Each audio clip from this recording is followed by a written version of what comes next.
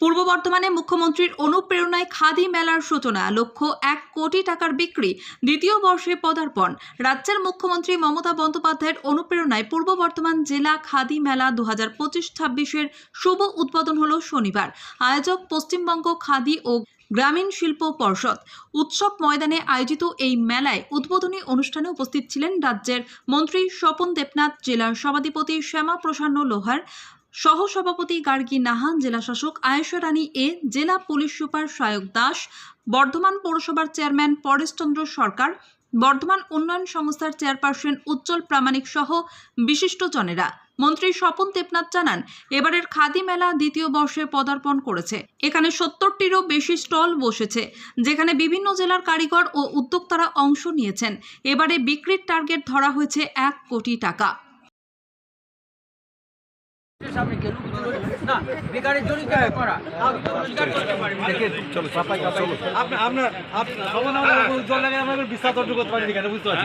আপনাকে দেখুন আমরা বিশ্বাস অর্জন করতে পারলাম না, কেন আমাদের ভয় পান কেন?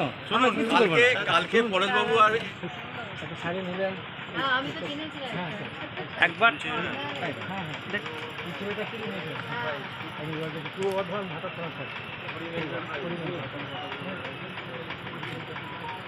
দিন ম্যাডাম একটু হাত দিয়ে দেখুন, একটু হাত দিয়ে দেখান।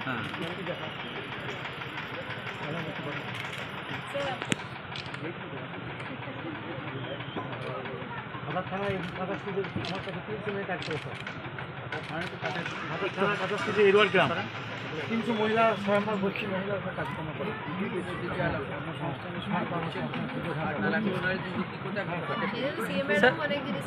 একটু হাত দিন, হাত হয়ে গেছে।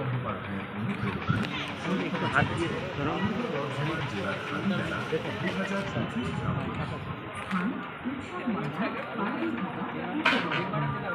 বর্ষে বর্ধমানে পশ্চিমবঙ্গ সরকারের অধীন ক্ষুদ্র ছোট মাঝারি বর্ষব্যাপী উদ্যোগে যে খাদি পর্ষদ আছে, শিল্পোদ্যোগ, তাদের উদ্যোগে এই মেলাটা বর্ধমানে হচ্ছে। এবার তৃতীয় বছরে পড়ব, খুব সারা আছে।